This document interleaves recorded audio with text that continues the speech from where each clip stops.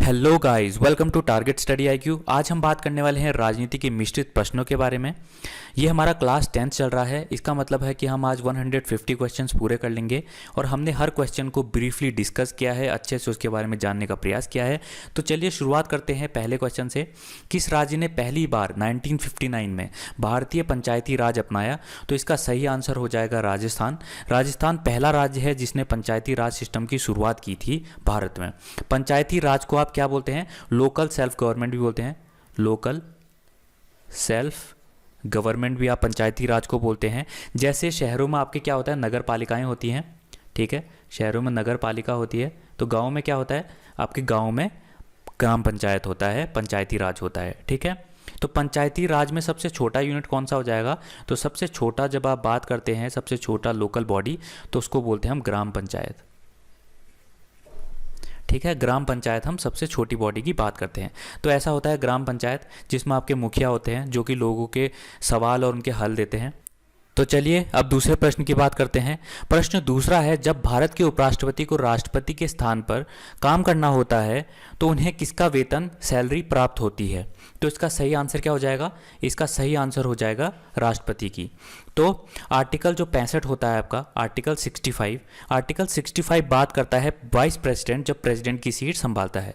अगर राष्ट्रपति की सीट खाली हो जाती है किसी भी कारण से, चाहे वो राष्ट्रपति की मौत हो या त्यागपत्र, तो जब तक नया राष्ट्रपति निर्वाचित नहीं हो जाता, वाइस प्रेसिडेंट ही प्रेसिडेंट की कुर्सी संभालता है।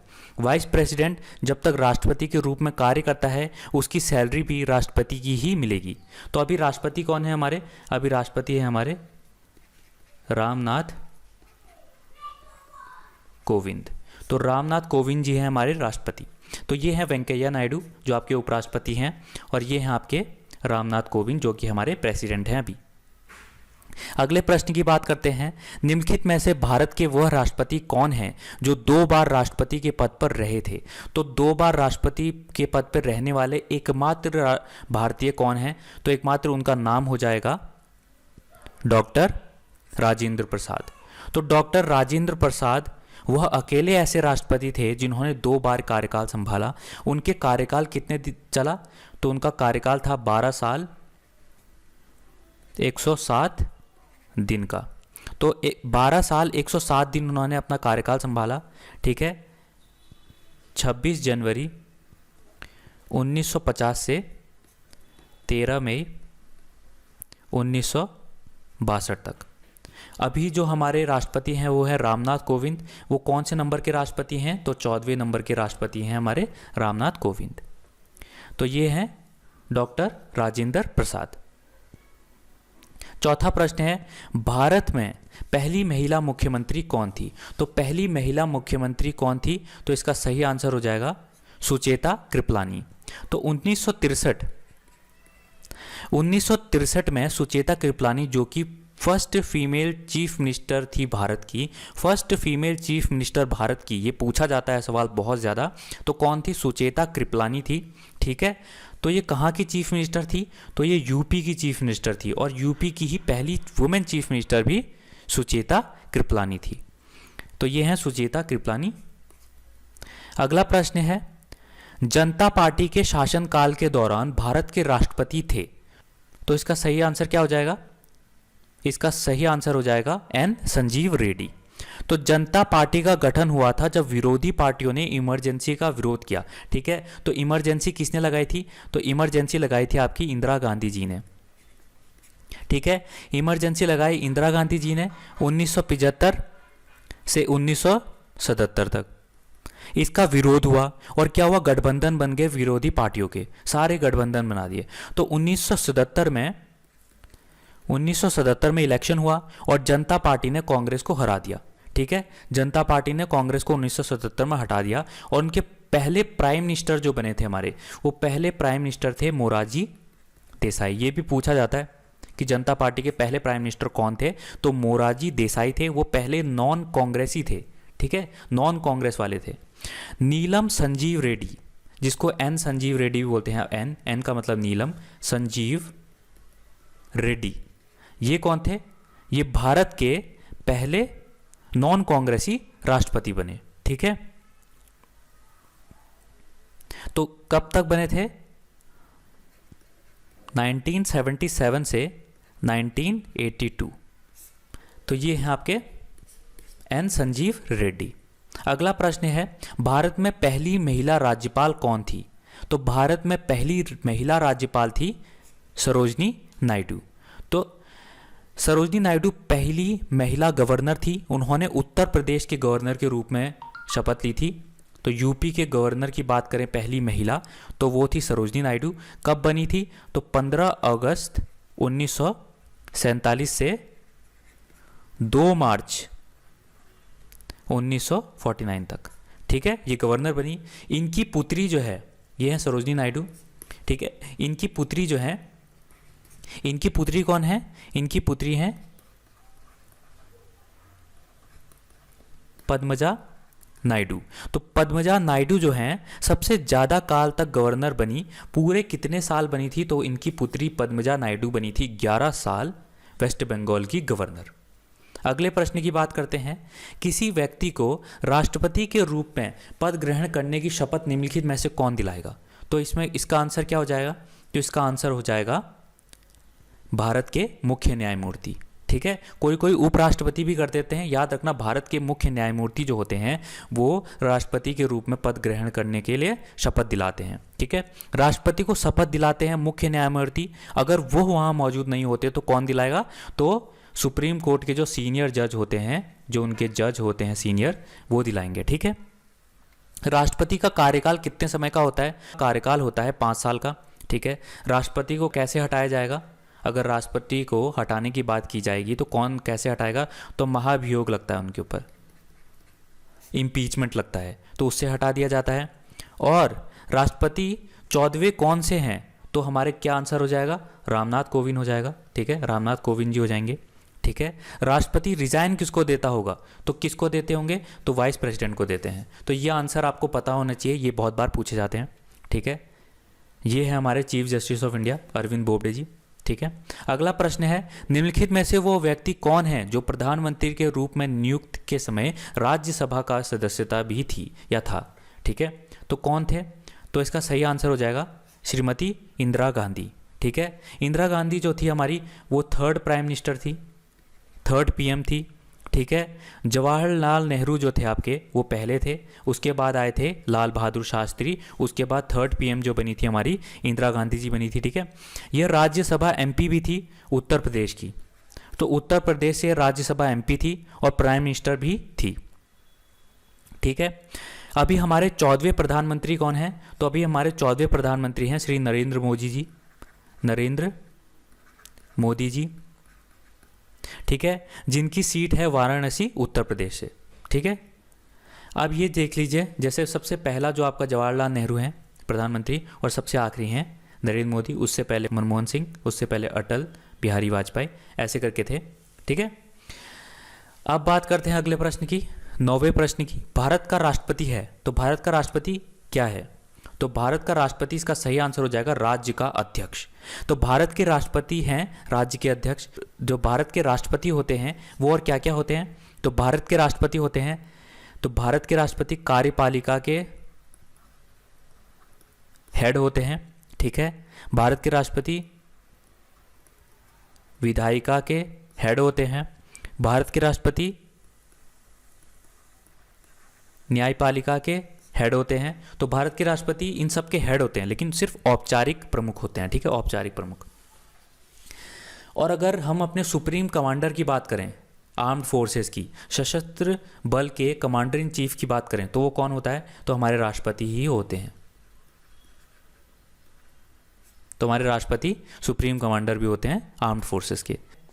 थोड़ा राष्ट्रपति के बारे में बात कर लेते हैं। तो राष्ट्रपति अनुच्छेद 52 में भारत के राष्ट्रपति के बारे में बात करता है कि भारत का राष्ट्रपति होगा। अनुच्छेद 53 में बात करता है संघ की कार्यकारी शक्ति के बारे में। 54 की बात करता है राष्ट्रपति के चुनाव की। 55 की बात करता है राष्ट्रपति के चुनाव की तरीके की। ठीक है, अनुच्छेद 56 में बात करता है राष्ट्रपति पद का कार्यकाल। और अनुच्छेद 57 बात करता है पुनर्चुनाव के लिए पात्रता। अनुच्छेद 58 बात करता है राष्ट्रपति के रूप में चुनाव के लिए योग्यता। अनुच्छेद 59 बात करता है राष्ट्रपति कार्यालय की स्थितियाँ। अनुच्छेद 60 बात करता है राष्ट्रपति द्वारा शपथ या प्रतिज्ञा। ठीक है। अनुच्छेद 61 बात करता है राष्ट्रपति के प्रति महाभियोग जब लगता है, इम्पीचमेंट लगता है, उसके बारे में बात करता है 61। और 62 बात करता है राष्ट्रपति पद में रिक्त को भरने के लिए चुनाव कराने का समय और आकस्मिक रिक्ति को भरने के लिए चुने गए पद या व्यक्ति का कार्यकाल। तो भारतीय जो राष्ट्रपति होते हैं उनका वेतन कितना होता है? 5 लाख रुपए होते हैं। 2017 तक इसका था 1.5 लाख रुपए। 2018 के बजट में इसे बढ़ाकर 5 लाख रुपए प्रति माह कर दिया गया। ठीक है। भारतीय राष्ट्रपति की शक्तियों के बारे में बात करें तो 8 शक्तियां होती हैं इनके पास, जैसे विधायी शक्तियां, कार्यकारी शक्तियां, न्यायिक शक्तियां, वित्तीय शक्तियां, राजनीतिक शक्तियां, सैन्य शक्तियां, क्षमा शक्तियां और आपातकालीन शक्तियां। तो ये 8 जो होती हैं इनके पास इंपॉर्टेंट शक्तियां होती हैं। अगले प्रश्न की बात करते हैं। जब राष्ट्रपति को संवैधानिक संशोधन बिल भेजा जाता है तब वो क्या करते हैं? जब उनको पास संवैधानिक संशोधन बिल भेजा जाता है तो वो अपनी सहमति देने के लिए बाध्य हैं, तो उनको सहमति देनी पड़ती है। अब बात करते हैं क्यों देनी पड़ती है। तो भारत के संविधान में अनुच्छेद 111 राष्ट्रपति की वीटो शक्तियों को नियंत्रित करता है। ठीक है। इसमें कहा गया है कि जब संसद के सदनों द्वारा कोई विधेयक पारित किया गया है तो उसे राष्ट्रपति के समक्ष प्रस्तुत किया जाएगा और राष्ट्रपति घोषणा करेंगे। ठीक है, ये बोला गया। इसके बाद अब वो 2 तरह के होते हैं, या तो वह विधेयक को मंजूरी दे देता है। अब उन्होंने या तो उनको मंजूर कर दिया या फिर उन्होंने रोक दिया, नामंजूर कर दिया। तो रोक दिया तो क्या होगा? राष्ट्रपति इस विधेयक को पुनर्विचार की मांग करते हुए सदनों को वापस कर सकते हैं। यह कुछ अर्थ है कि राष्ट्रपति दोनों सदनों की प्राथमिकताओं के असहमत है। यह स्पष्ट रूप से कहा गया है कि यदि कोई विधेयक दूसरी बार राष्ट्रपति को वापस कर दिया जाता है तो राष्ट्रपति उस पर सहमति नहीं रोकेंगे, मतलब वो रोक नहीं सकते, उनको सहमति देनी पड़ेगी। एक विधेयक के अधिनियम बनने के लिए राष्ट्रपति को सकारात्मक रूप से मंजूरी देनी चाहिए। तो ऐसी बात बोलता है। तो 111 अनुच्छेद क्या करता है? राष्ट्रपति की जो वीटो शक्तियां होती हैं, मतलब उनकी शक्ति होती है जो कि वो कुछ भी निर्णय दे सकते हैं, उसको नियंत्रित करता है अनुच्छेद 111। अगले प्रश्न की बात करते हैं। भारत में पहला आम चुनाव कब हुआ था? तो भारत में पहला आम चुनाव जो हुआ था 1951 से 1952 में हुआ था। 25 अक्टूबर 1951 से 21 फरवरी 1952 तक हुआ था। जब से भारत अगस्त 1947 में भारत आज़ाद हो गया था। ठीक है। तो पहली आम चुनाव की बात करी जाए तो पहला आम चुनाव जो हुआ था 1951 से 1952 में पहली बार हुआ था 1947 के बाद। तो इसका आंसर इसलिए क्या हो जाएगा? B option. अगले प्रश्न की बात करते हैं। प्रश्न 12 है, भारत में सबसे लंबे समय तक सेवारत मुख्यमंत्री कौन है? तो भारत में सबसे लंबे समय तक सेवारत मुख्यमंत्री हो जाएंगे पवन कुमार चामलिंग। तो पवन कुमार चामलिंग के बारे में थोड़ी बात कर लेते हैं। तो पवन कुमार चामलिंग है ये जो आपको दिख रहे हैं। पवन कुमार चामलिंग का जो बर्थ डेट है वो है 22 सितंबर 1950। इनका टर्म लेंथ, मतलब कितने साल ये चीफ मिनिस्टर रहे, तो पूरे 24 साल 165 दिन जो थे ये चीफ मिनिस्टर बने रहे। ठीक है। 1994 से 2019 तक ये आपके चीफ मिनिस्टर बने रहे। तो चलिए फिर अब नेक्स्ट क्वेश्चन की तरफ चलते हैं। तो 13th क्वेश्चन है, किस राज्य में पंचायती राज संस्था है? तो किस में है? तो इन चारों में से ऑप्शन नंबर डी बिल्कुल सही आंसर हो जाएगा, झारखंड। ठीक है। ये जो 3 है आपके मिजोरम, मेघालय और नागालैंड, इनके पास पंचायती राज सिस्टम नहीं है। अगले प्रश्न की तरफ चलते हैं। 14th क्वेश्चन है, भारतीय राष्ट्रीय कांग्रेस का पहला अध्यक्ष कौन है? तो कौन है भारतीय राष्ट्रीय कांग्रेस का पहला अध्यक्ष? तो इसका सही आंसर हो जाएगा WC बनर्जी। तो इंडियन नेशनल कांग्रेस, जिसको आप भारतीय राष्ट्रीय कांग्रेस बोलते हैं, उसको बनाया गया था 1885 में। तो 1885 में भारतीय राष्ट्र कांग्रेस बनी थी और उमेश चंद्र बनर्जी, जो इसको WC बनर्जी भी बोलते हैं, वो पहले अध्यक्ष थे इंडियन नेशनल कांग्रेस, भारतीय राष्ट्र कांग्रेस की। तो ये है WC बनर्जी, आपके फर्स्ट प्रेसिडेंट ऑफ INC, पहले अध्यक्ष। अगला प्रश्न है जो कि आपका लास्ट प्रश्न है, एंग्लो इंडियन समुदाय के कितने मेंबर्स को राष्ट्रपति द्वारा संसद में मनोनीत किया जा सकता है? तो इसका आंसर 2 था। जनवरी 2020 से पहले इसका आंसर 2 था। राष्ट्रपति दो जो थे आपके एंग्लो इंडियन समुदाय से लोगों को नॉमिनेट करता था, चुनता था आपके संसद के लिए। लेकिन जनवरी 2020 में आपका 104 संविधान संशोधन हुआ, 104th कॉन्स्टिट्यूशनल अमेंडमेंट हुआ, जिसमें क्या था, जो ये रिजर्व सीट थी, जिसमें 2 रिजर्व सीट होती थी एंग्लो इंडियन कम्युनिटी के लिए लोकसभा और राज्यसभाओं में, हटा दिया गया। और 25 जनवरी 2020 से अब ये नहीं है। तो इसके लिए आर्टिकल 334 को संशोधित किया गया। आर्टिकल 334 को संशोधित करके आपके एंग्लो इंडियन जो आपके 2 सदस्य होते थे उनको हटा दिया गया। अब कोई रिजर्व सीट नहीं है। तो गाइज़ ये थे आज के टॉप 15 क्वेश्चंस। अगर आपको ये पसंद आया तो प्लीज़ लाइक कीजिए, शेयर कीजिए, सब्सक्राइब कीजिए। Thank you so much and God bless you all.